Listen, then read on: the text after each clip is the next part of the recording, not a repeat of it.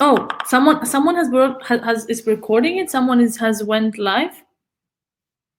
Did anyone from here press the button to go live? No, but I think there was a message saying it will go live in a few seconds. Okay, I don't know how, but this is 10 minutes. This is 10 minutes earlier. Okay, I see 18 attendees already here. Hi guys. Then please be patient as we are trying to get all speakers here. So give us a couple of minutes.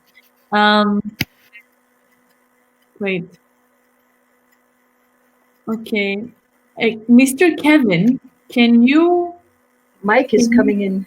Yeah, of course. Hey, the cats!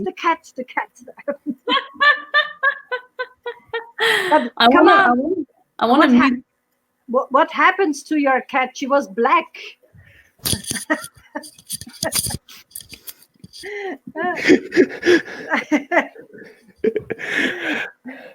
Oh, you're gonna have a busy evening, so I wanted to get you smiling, Kitty. Pleasure to thank you, dear. see you in managed. person. You did.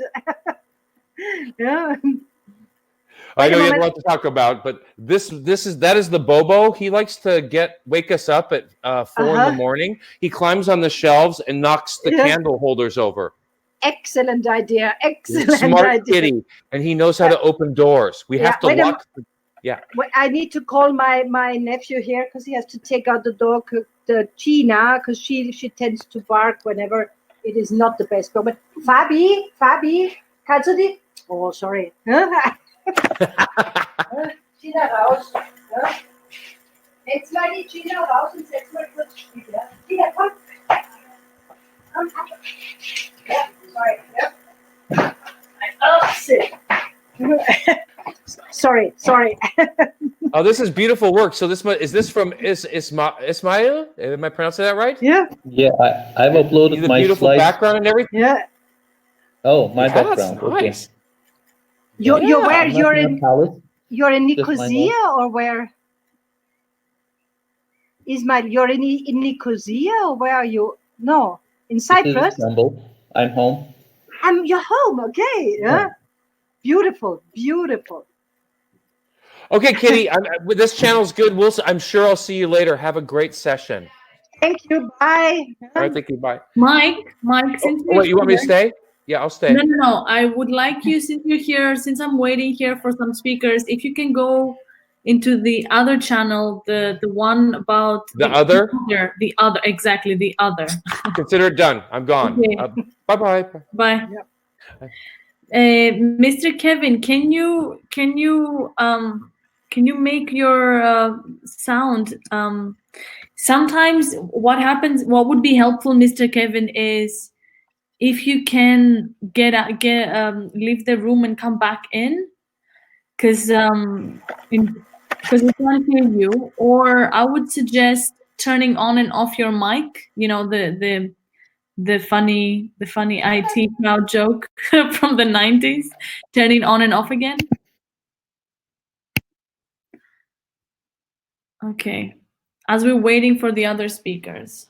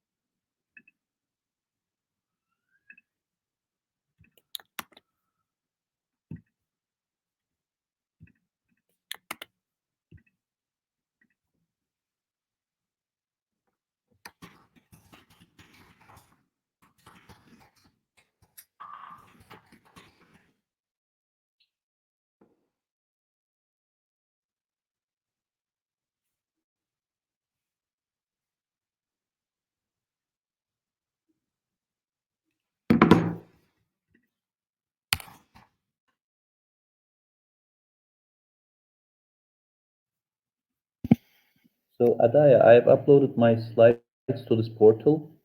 Will it be visible when I want to present it, or do I have to share my desktop again? I guess that is off. When you want to share it, you can share your screen, and you can, yeah, it would be available. Just give me a minute.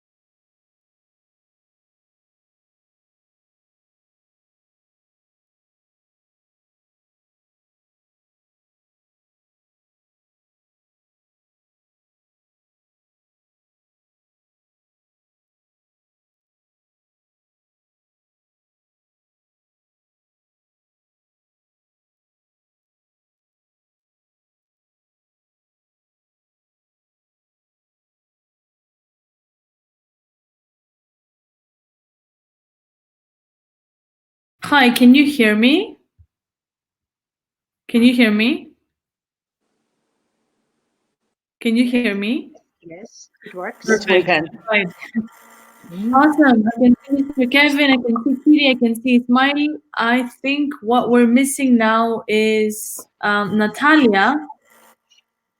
And also, we're missing one more speaker. Natalia.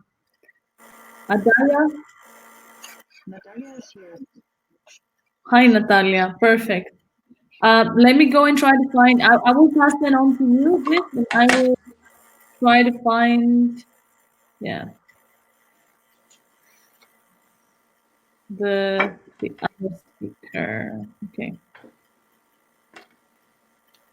Okay, I'll be back. I'll let you to it then.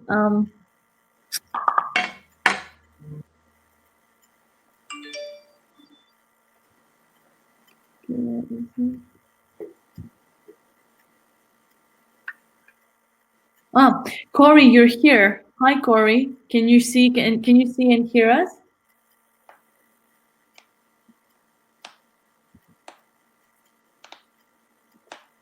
I would suggest, Corey, to play with your mic.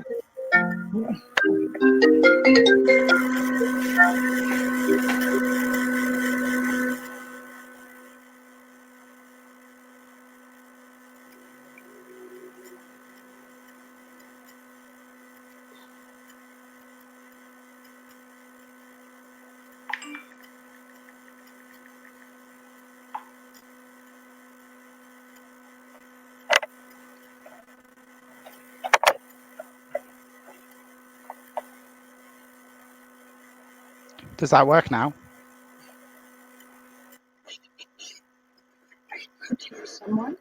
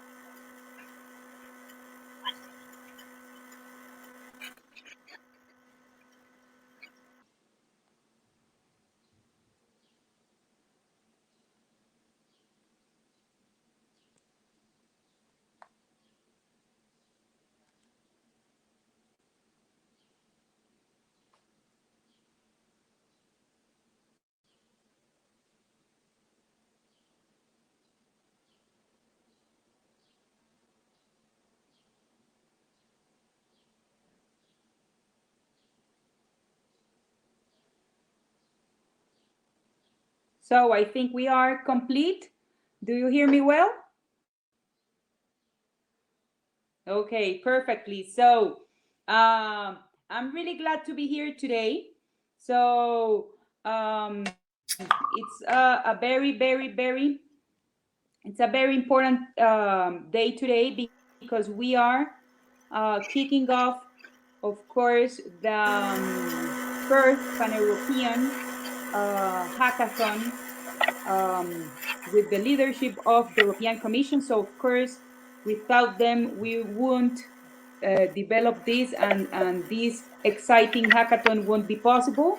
So, basically, today I have with me some of our esteemed remote work and education domain board members who will share with us some inspirational words to kick off this weekend hackathon. So, our experts come from all walks of life, today public institutions, universities, corporations, and consulting firms, and we are also excited that are here to share their knowledge with us today. So, for the ones that doesn't know me, I am Natalia. I am from the United Nations World Tourism Organization. I am in charge of the innovation, digital transformation, and investment strategy. And on the other hand, I am the domain lead of this amazing hackathon.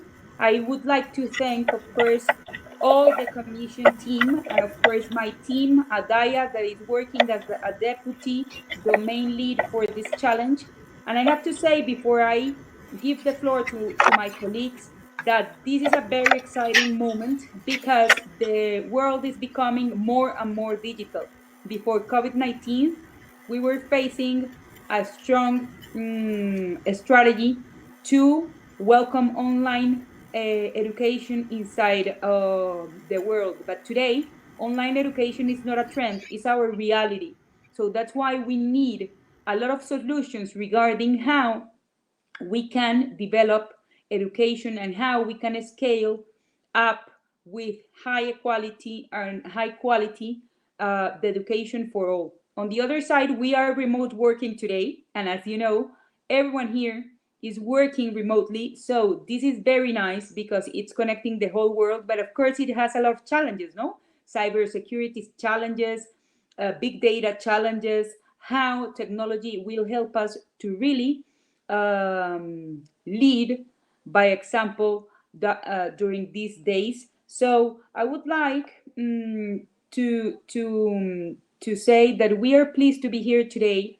We are working so hard to make this possible. So I am glad to represent here the UN and the only UN agency that is promoting this challenge today. We are pleased to hear you and to work with you.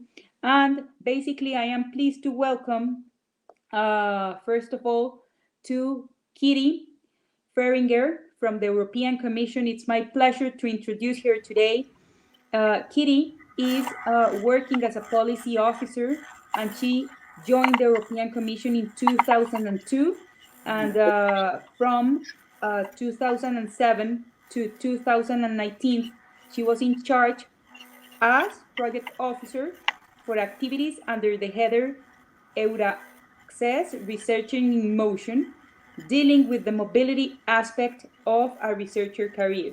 So she has been coordinating around 260 Euraccess services centers located in 40 countries, as well as the 5 overseas destinations. So as you can see, she has a lot of strong experience regarding the European Commission. So it's my pleasure to have Kitty today that will open the discussion about the matter that we're talking today, that is the remote working and online education. So Kitty, the floor is yours, and welcome once again. Thank you very much, Natalia. Thank you and welcome everyone.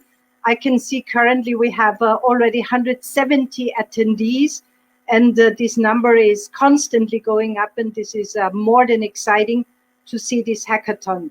I admit I've been to hackathons in the past, particularly last year in Tallinn, but there we were, I don't know, let's say some 100 people, and all of a sudden I hear there are thousands of people wishing to connect under the same header, dealing with this really unexpected, unprecedented problem. Why education? Why remote working? It is there. It is not that the Commission has not been working on digital issues in the past and on educational issues. It has been always on the agenda.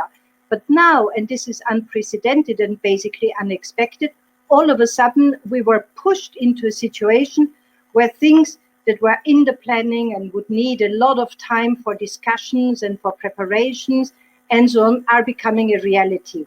All of a sudden you have to be online all the time. We work remotely. Parents face particular situations when it comes to the educational matters of their children. And this is something what you should now bear in mind. What is the situation of the parents? What is the situation of the children? How are they coping with this? How would the future of a digital classroom, how could it look like?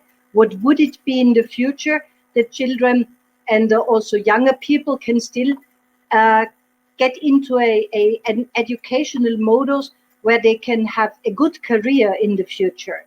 And the careers, and this seems to be rather evident, will be different. Natalia posted, just indicated that I've been for a long time working in the unit in charge of career development of researchers, of career passes, how to do, where to work.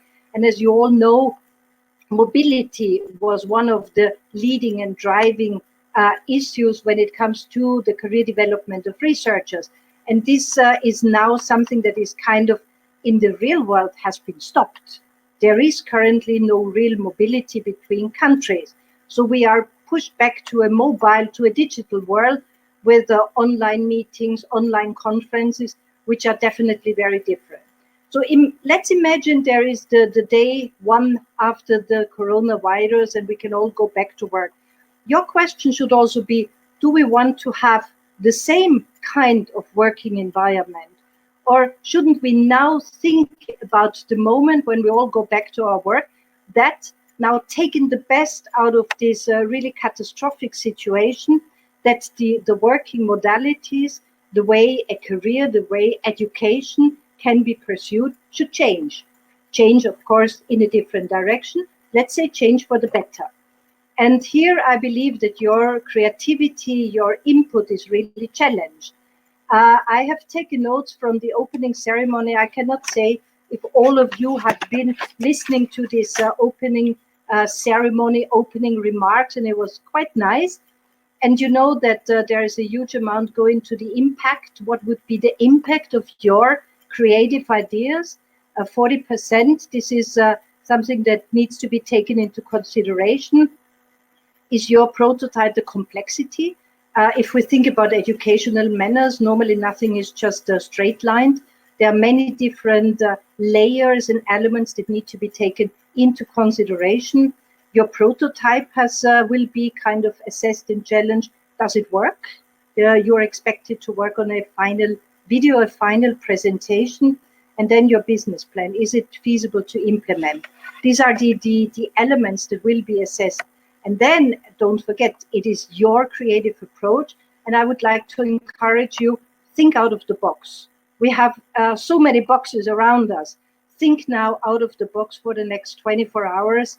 The creativity is challenged, but when you're creative, give it a reality check, because this is what what is at stake, that it needs to be implementable in the near future.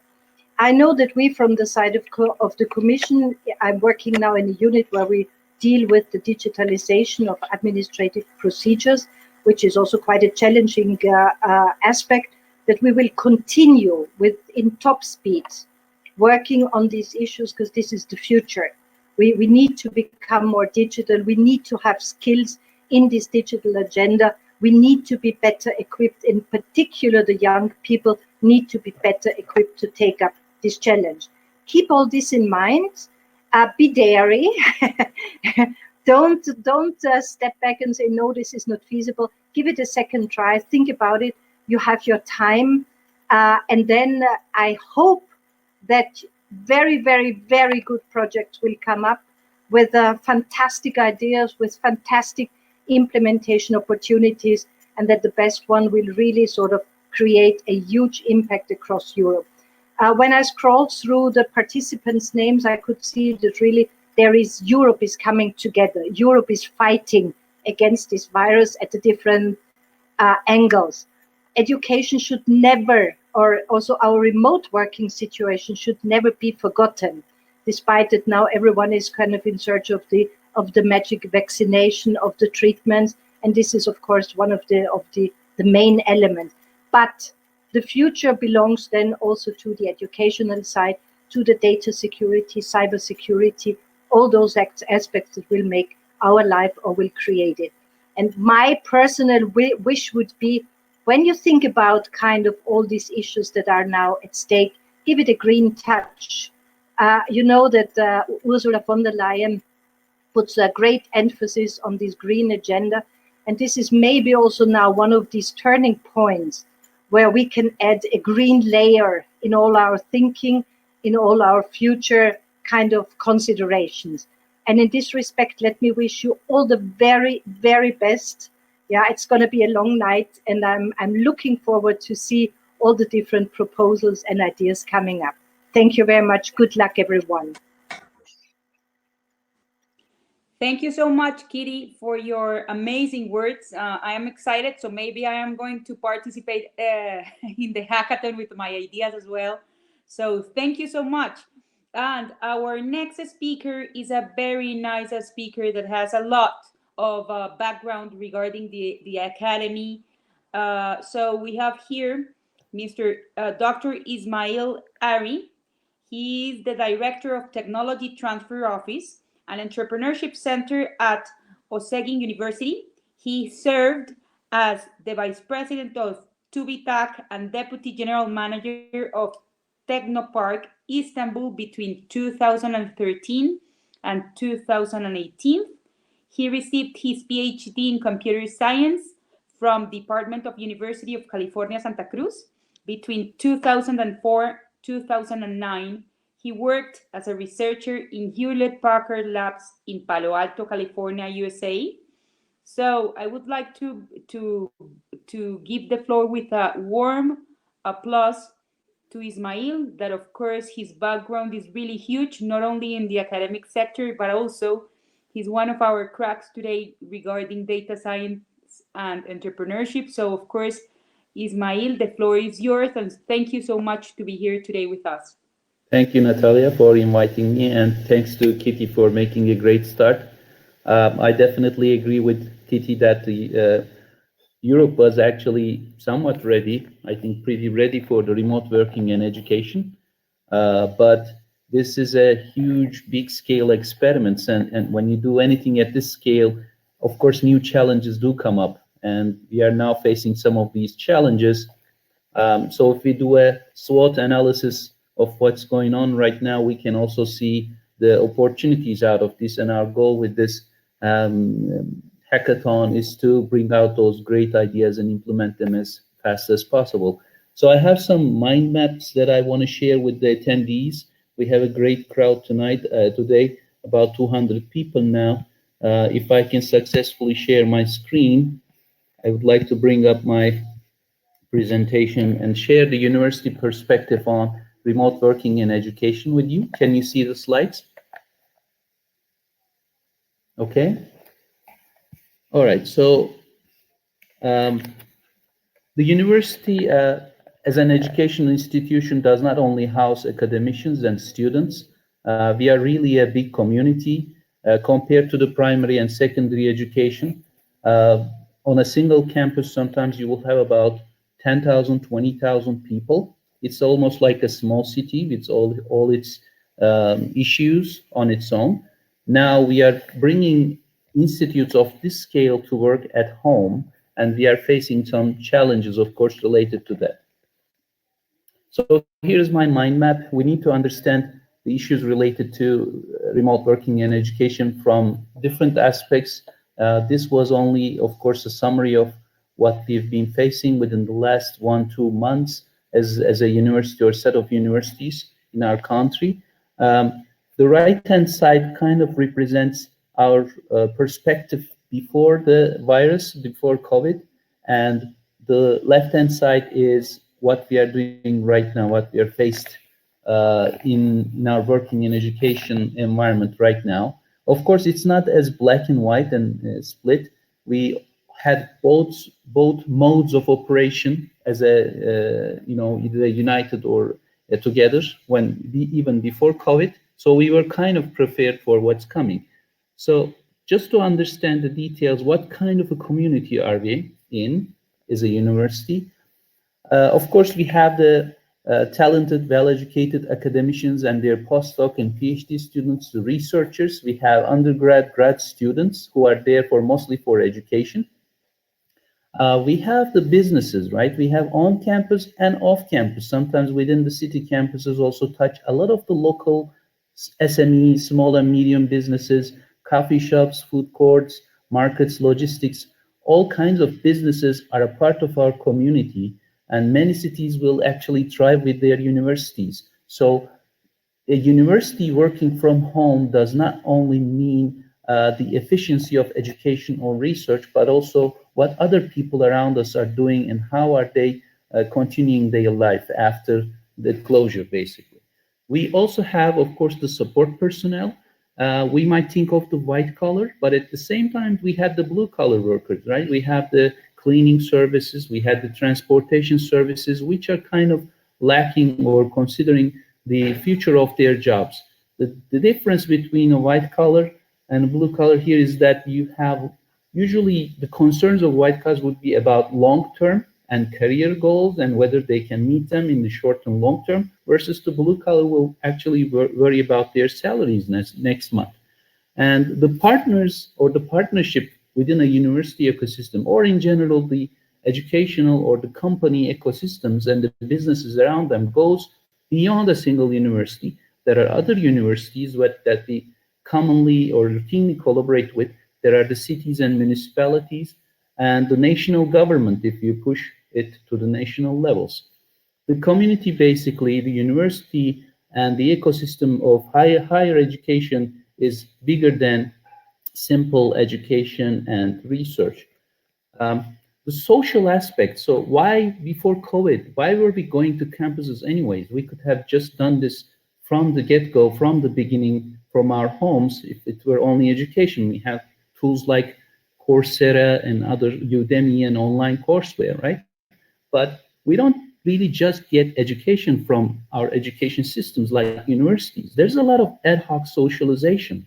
There are a lot of basically surprises. There are a lot of economies, benefits, life-changing events that get created. We do friendships, right?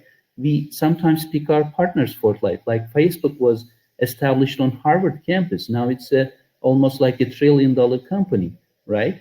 And we find partners for business. Google's was established by Larry Page and Sergey Brin in Stanford campus. They were just taking the database course to students in a class, which turned out to be one of the biggest companies in the world. So this aspect of socialization and ad hoc meetings and networking of campuses also has great value. So how do we get past that challenge? We are losing some of these social aspects after COVID when we get locked down in our houses. And people mature in campuses. Students coming out from high school actually go to student clubs, do NGO work, learn a lot of things. And not everyone, it's not a hierarchical system. In campuses and places like this, we don't have only the professors who profess and then students who learn. Everybody gets to be a tutor and apprentice at the same time. A professor who does not know Spanish may go and learn Spanish in some other professor's class, right? We all teach each other stuff. Same applies for the experiences and expertise in other domains beyond the educational aspect of universities. Then we are art and tourism sites at the same time. So there are benefits to being physically around and on campuses. Of course, we have to both understand, solve these challenges, and bring back the value of these, in a sense, facilities. The other thing is, now that we have shut down our campuses. We have almost like ultimate energy efficiency, right? You see the oil prices these days have gone down to zero. It's unbelievable. It's surreal, right? We always talk about how the gas prices are so high, and then there is the climate change problem. We see the news about the nature fixing itself, the animals going down to the cities, and so on. So maybe we were doing something wrong, and this is an opportunity to understand how far we can push our facilities, our operations and processes in terms of energy efficiency. The other thing is, of course, how do we go back and were we really doing right in terms of hygiene and health in the university environment and around within our ecosystems. The lifestyle at home, everybody is trying to attend online classes. We had the luxury of doing sports on campuses and the gyms and so on. Before and after COVID, there are opportunities to address these challenges about having full space of large areas versus getting locked down in environments. This also includes the working, not just education, but during our work time, we used to go to lunch all together as a team, eat and walk around. So we have none of this socialization and sports or activities right now. Facilities include teaching labs, but also research labs. Research labs are not just for education, but for university industry cooperation. And while most of the fields of research can be digitized, and with digital transformation, things can be simulated or meetings can be done online, there are some cases where you will definitely need reach or access to specially designed research labs. And without access to those facilities, great research and results in industry cooperation just won't happen. We have hardware and lab dependencies in universities. So on the left-hand side, what are we doing right now for remote work and education? The software is the king and the queen, basically. First of all, we start our day with our communication and collaboration tools. Just right now, as we do with the big marker, we have Zoom, Skype, MS Teams, Google Meet, all those, and collaboration tools for giving tasks to each other and tracking tasks, right? Like Slack and Basecamp and so on. Our university, like many other universities, already had course management, lecture management systems. These are not just content sharing portals, but you can do quizzes, you can send messages, communicate within the tool to all participants. You can take attendance, you can upload videos, interactive videos sometimes, right?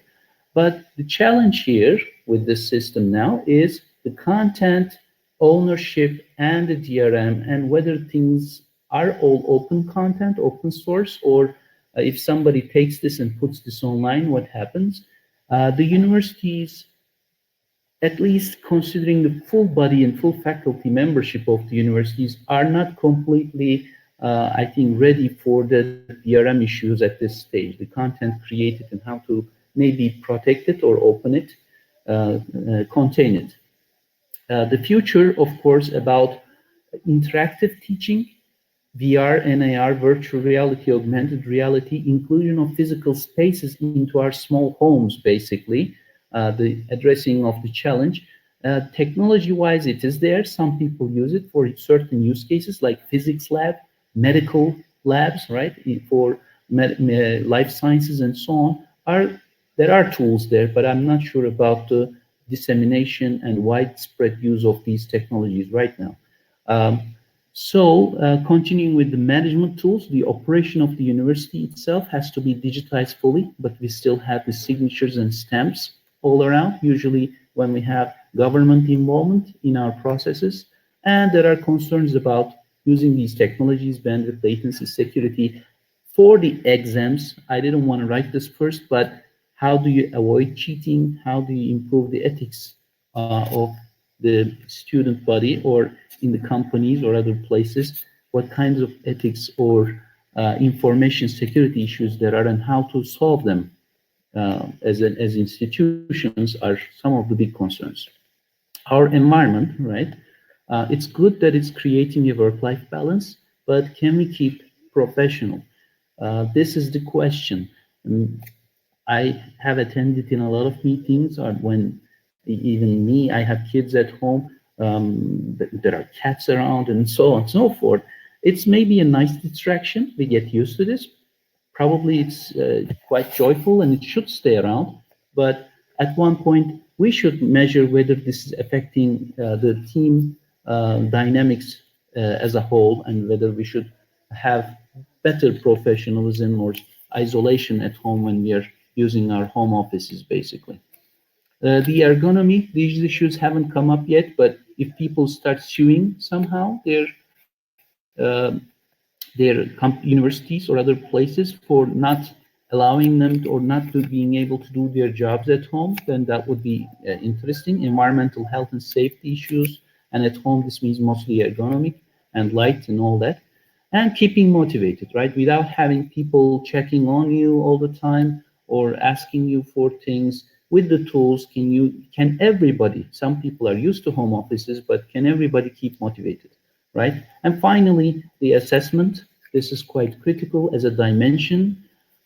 Teaching, working, how do we assess the effectiveness of our new mode of online or remote working and education?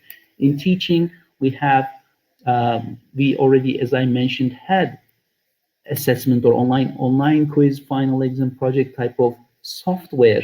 But with the COVID, we now are into another domain, and we are re-evaluating our ways of grading students and measuring their learning outcomes.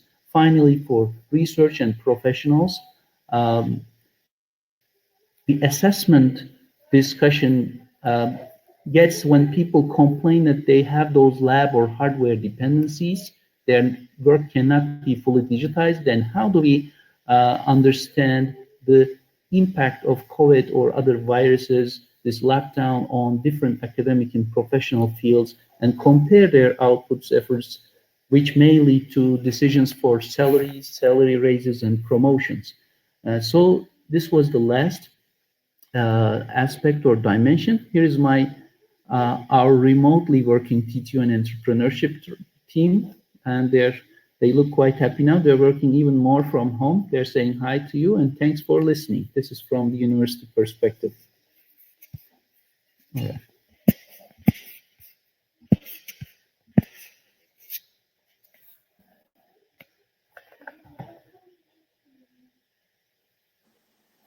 So, thank you so much, Ismail.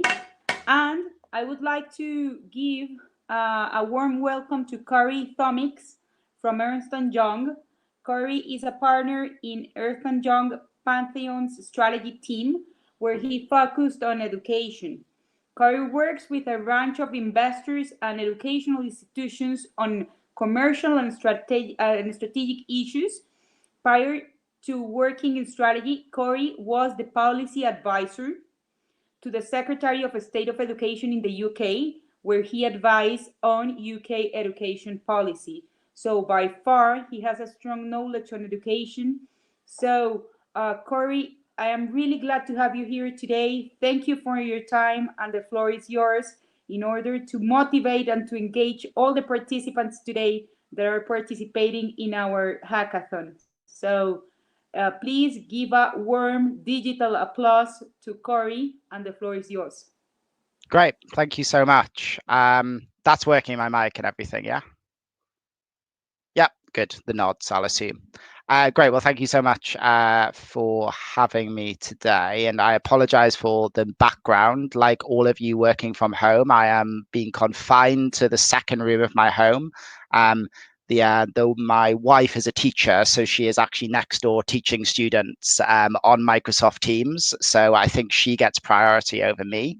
And I will say that she also sits there struggling with some of the things that you've been talking about. Things like, how do you do assignments properly? How do I mark effectively as a teacher? How do I ensure that my students don't feel alone? So although I sit on a different side of the fence, I get a little bit of insight to her world as she navigates that, that landscape right now, which is very new for her. Used to teaching, sat in front of 11 to 18-year-olds in a classroom. but you know, I think, you know, obviously this is education's obviously critical, and you know, even before COVID, it's such an interesting place to work. You know, we all know that all the young people, that we all see around are typically far smarter than us and are clearly the future going forwards. But it's also not just young people. It's also adults who are seeking career changes, they're reskilling into other kinds of stuff, and they need solutions in education that work for them. And I think in part, education is already a sector that has somewhat embraced digital solutions anyway. We know that online learning in some geographies for higher education has been taken up really strongly in places like the US, but actually that's a lot less true in Europe in general. We know actually in schools that virtual schools are really big in some geographies as people think how to navigate that environment, and maybe they're homeschooling, maybe they can't go to school for medical reasons or whatever it might be. And we know education technology is augmenting the classroom in different ways. But I think that COVID has really changed things. Firstly, it's the scale. But also it's bringing new stakeholders in to this framework. It's bringing parents who previously didn't really engage in this with their kids. They were sent off to school and they kind of did their thing, and then they came home and you helped them with their books and so forth, and you didn't have to engage in that education technology in the same way. Teachers are engaging with it in a new way, and pupils, particularly younger pupils and disadvantaged pupils who previously may not have engaged with a technology solution like this. And I think that, a lot of people have made that transition. I'm sure you have seen it with friends and family where people are doing learning to date. But what I would say is that what is going on right now is what I would call remote learning, not online learning. I'm sure all of you, if you imagine having to listen to us on repeat every hour for your lessons for 8 hours a day, you'd probably get incredibly tediously bored, rather than finding a way that we can do online learning that is interactive and accessible and motivating in the same way, rather than just thinking about it as a Zoom call. And I think it's also an exciting time because there's a question in my mind that some of this will be sticky. It will continue beyond the COVID crisis. Is blended learning, both a mix of digital and face-to-face, going to be the future? And can we move to a world where learning is life-shaped as opposed to linear, and fitting around the lives that we have, which are completely diverse and different? But education is a sector that seems to think that you must start in September and you must finish in June, and that is the way it will be. And you can't stop and you can't defer. And we all know life is not like that. Whether it's family emergency or you would just want to go traveling, and touch wood, we could go traveling at some point in the future soon.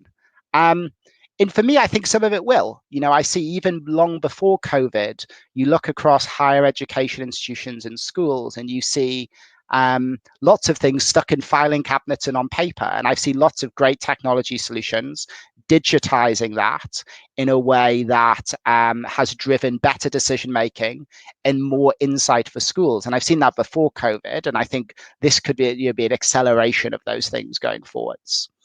But it's not to say this isn't without challenges. How do you get it set up right? Your learning environment. How do you establish the right routine in going out in terms of your education day to day?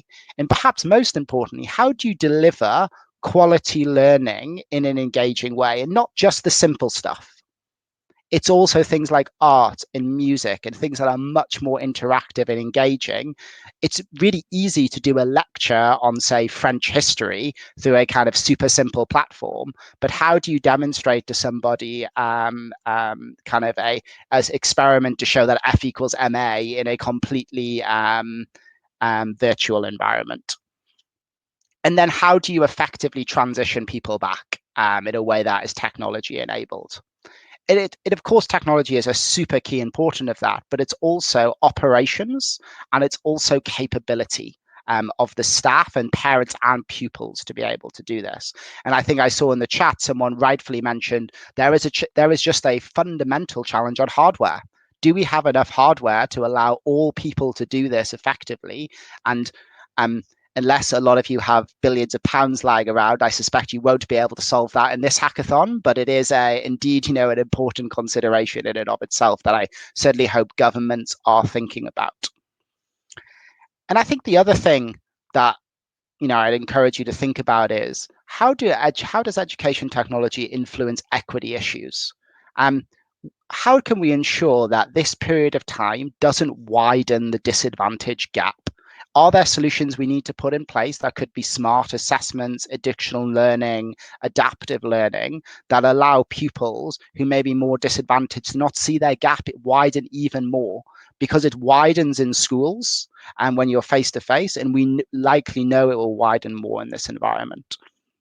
And then I think, how do we feel that students don't feel left alone and forgotten? And I also mean that in a way, not just on learning, but on the pastoral, on the safeguarding side. I think it was the previous speaker mentioned, that sense of community can be lost very quickly as you move to a virtual environment. And we know that the community of a educational institution is so important. In higher education, it's collaboration, it's research, it's new ideas. But at schools level, it's also teachers being able to identify when children are at risk, and they may be at more risk than ever in the homes that they're in now. And how do we have any solutions for teachers to do that?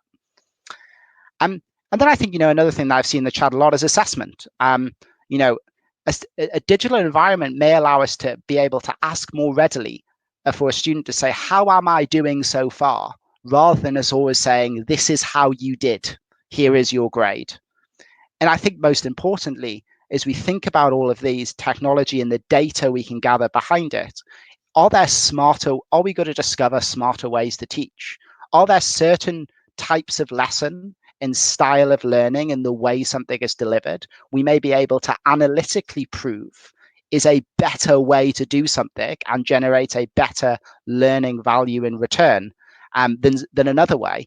And that's almost impossible to do unless you're collating data in the background, which you can't do when each teacher is the kind of king or queen of their own castle.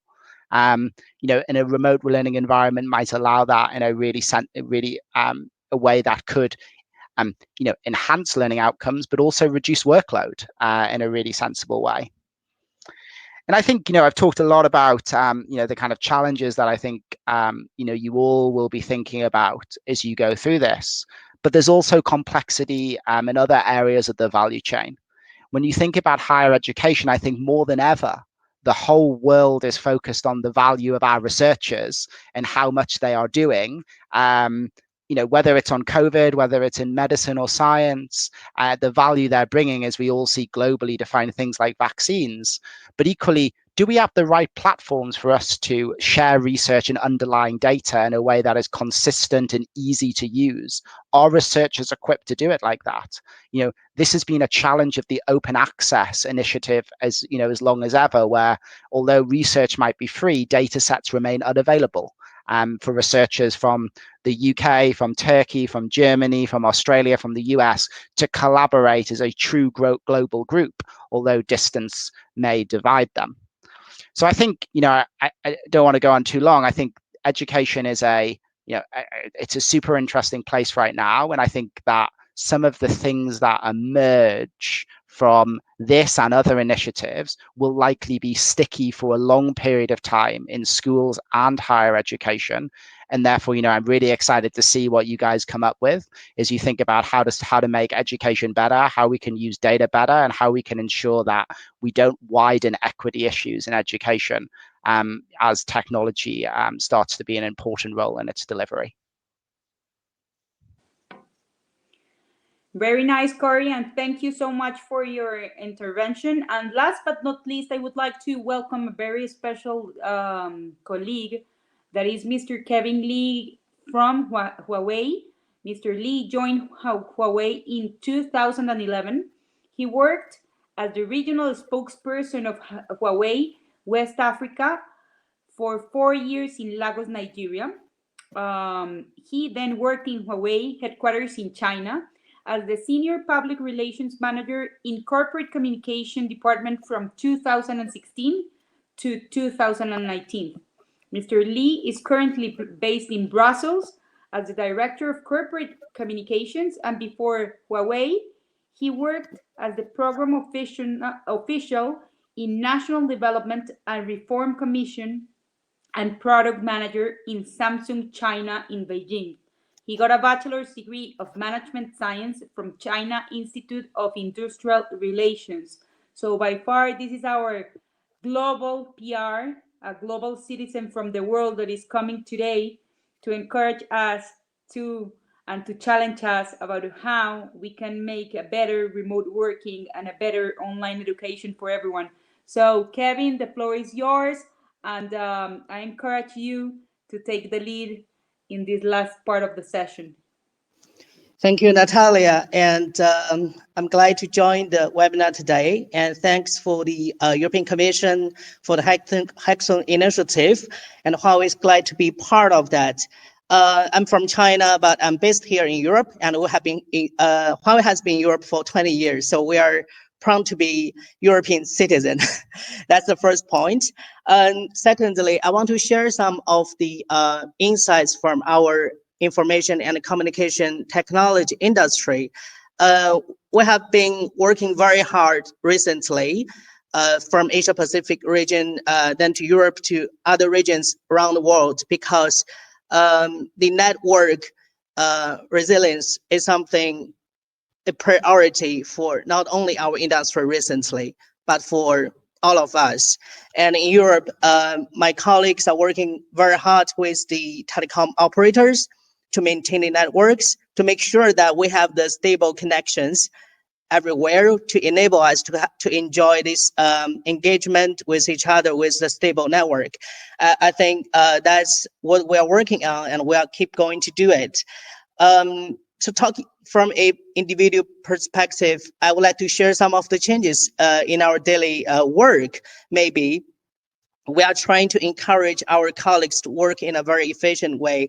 For some of the daily communication, we use only the voice instead of turning all the camera on, because we are trying to reduce some of the pressure for the network. But for some of the meetings like today's, definitely we need to be more interactive with each other. So this is also, we are experiencing the new business code, how we are communicating with each other. And secondly, I would like to say, just now, Professor Ariel mentioned a lot of the new technologies like AI, big data, and VR and AR. I cannot agree more with you on that, because those new technologies, together with the network, are bringing a lot of opportunities to different industries. Let's taking the healthcare, for example. Like in Italy, we are working with a lot of hospitals using AI, trying to improve the efficiency of diagnosing. And then in some of the other part of the industry, like Corey mentioned just now, like in art and culture, I have a very good example. A few weeks ago, we are working with the National Museum in Paris to have some online digital platform to teach the participants the opera and ballet. I think that's something we are trying to explore. Even the digital museum, we are working with some of the EU museums in different countries. Recently, we are trying to bring more of this museum online to enable everybody still can enjoy some of the culture life in this hard time. So last but not least, I want to share a point that the technology is quite important, both in this period and post COVID-19, when we have the economy recovery. I think that's another quite important topic. And one thing we can be sure is that the acceleration of digitalization of each industry is ongoing. And just like Katie mentioned, we also realize the circular economy by digital could be something that we can bring to the Green Deal of of Europe. So I think working together with all the stakeholders in this ecosystem, we can really conquer this COVID-19 difficulties, and we can find a way to make our work and life efficient. And then in the recovery phase of COVID-19, and I hope everyone can have some sustainable way to support our work. In terms of the time, I'll leave the floor to Natalia back, and then for the Q&A session. Thank you. Thank you, Kevin. Spectacular what you said. Of course, you four were brilliant today. You know, you inspired me. You know that we work in the UNWTO to scale up the skills of people that are interested in the tourism sector. So, of course, these innovators that are working with us today, of course, they will bring, and I am really committed on the hackathon, and I really think that there would be a stronger solutions to make this world not only more easy, more feasible, more efficient, but of course more digital. And the fifth of us have this in common, that we want a more digital, sustainable, and of course responsible Europe to all. So thank you, all of you, to be here today. I'm really glad to have been moderating this with you. And I would like to see, I am looking for the chat, but I don't see, I only see one question. The first question is, will the slide deck get shared later on? So, Mr. Ismail, I don't know if you can share the presentation with the attendees, or what do you suggest? It's already uploaded here, but if there is maybe an opportunity to do Slack, I will put it there too. Perfect. And for the time being, we don't have any question because I am reading the chats. So I think there's no... Okay, here we have, Luca has a question, and he says, in our transition from F2F to online, we found many students do not have a computer. We live in a mobile device world. Do you think this will lead to a return of desktops culture, or education will go fully mobile? So I don't know who wants to answer this interesting question. I'm happy to take a first view on this. I mean, I think mobile will become increasingly important. What I would say is that if I look at the experience in America, which has probably got the largest amount of laptops to children in the world, they have a lot of what is called a one-to-one initiatives. So one laptop to one child, often a Chromebook is the most common one. That has actually been the biggest accelerator of adoption of a lot of this stuff. So I think mobile will be important, and I agree with you. But I think if this continues as an ongoing issue and we have to have multiple lockdowns as, you know, the virus spreads and so forth, then I think in reality, governments are going to have to make a decision about one-to-one initiatives, and that will end up most probably being a Chromebook or something like that, as that's a very cost-effective way to do it. So I think mobile is important, but I still think the traditional computer will be something governments will have to look at. Perfect. Thank you, Corey. And here it says, Germany will support families to buy devices. Someone is answering here. And Erica is asking, will we receive a more detailed brief for the topic? So I have to say that the brief, we already received it today, is like the kickoff of the project. So of course, what I can tell you directly is that, of course, we are open of all online solutions for the European Union. So I think that the European Union is really diverse. So I can say that, of course, the more accurate are you with your solutions, depending on the type of countries that you are trying to evaluate, of course, the better, because it's not the same to talk about Portugal rather than Spain. It depends, of course, of the space and on the evolution, for example, of the digital skills of the people, the Wi-Fi connectivity, what someone was saying about how to connect the dots, and of course, not only to develop a mobile-oriented online academy, but also how the future of work is becoming more digital, and how in these times we have to assure by far three things: safety, security, and of course to recover the confidence that the citizens had in the past, and we have to recover it in during these solutions. So it says here, Anna is asking, so Kitty, maybe you can help me. She says, when we can have no, here. Anna says, will the commission finance the projects? I understood that the prototypes or the ideas will then be kind of put in contact with potential SMEs who would be interesting to take it up.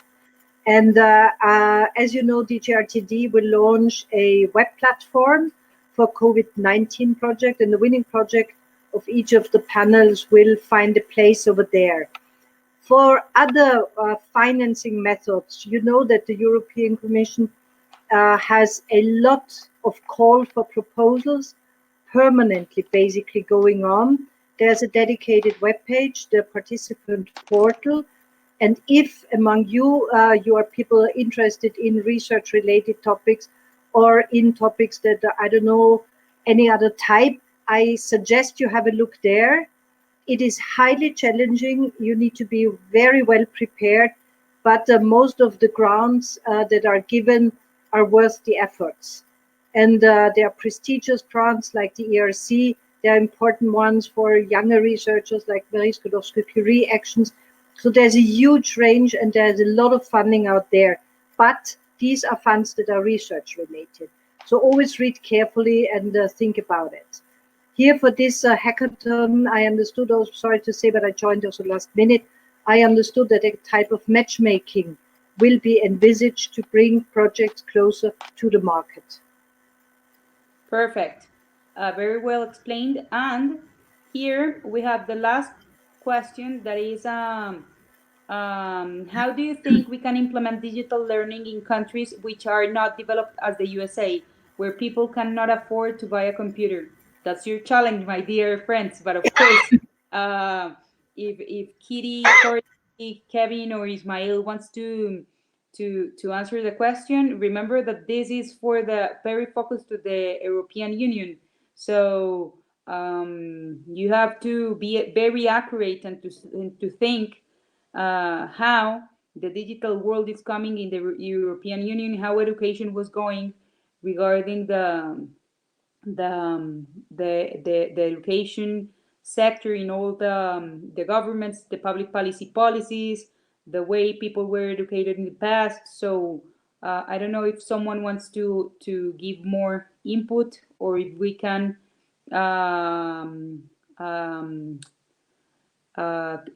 call for another, the final question that is here for Kevin. Hi, Natalia. Thank you very much. And I'll take this question. I think 2 points. First, for the education online, we need network and we also need the devices. And for the network, from our industry, we are trying to make the network affordable. And I think we are trying very hard, and it works. And second point about the devices, I think we are trying to spare some of our efforts actually recently. For example, in Brussels, we work with some of the schools to support some of the phones or tablets that can support the students to have the access to the online education. I think basically we are trying to leave nobody behind, and this is also a call maybe for a joint efforts with all the industries to give support to the necessary communities. And I would like also to give a response to one question just now. Somebody asked me about how the research can link to the business with Huawei. I think 2 points as well. First one, check our website. We have Huawei European Research Program, where for the fundamental research, you can work with our Institute of Research based in Leuven, Brussels here, Belgium here, and also our more than 20 labs across Europe. And secondly, if you're looking for some application cooperation with the platform, we have the developer convention every year, so you can join that one for the application business. Thank you, Natalia. Thank you so much, Kevin. So I think we got at the end of this program. It's almost 8 p.m. So I want to thank the 147 attendees that we had today, and of course Kitty, Kevin, Ismail, and Corey to be here today for their powerful ideas, for their powerful messages, and of course, let's hack it together and let's make this a very strong project to recover the education and the future of work of the European Commission soon. So the time is already yours, and you're here to hack and to bring the best ideas ever for us. Thank you so much. Thank you. Thank you. Good luck. Take care and good luck. Bye-bye. Thank you. Have a lovely evening. Bye-bye.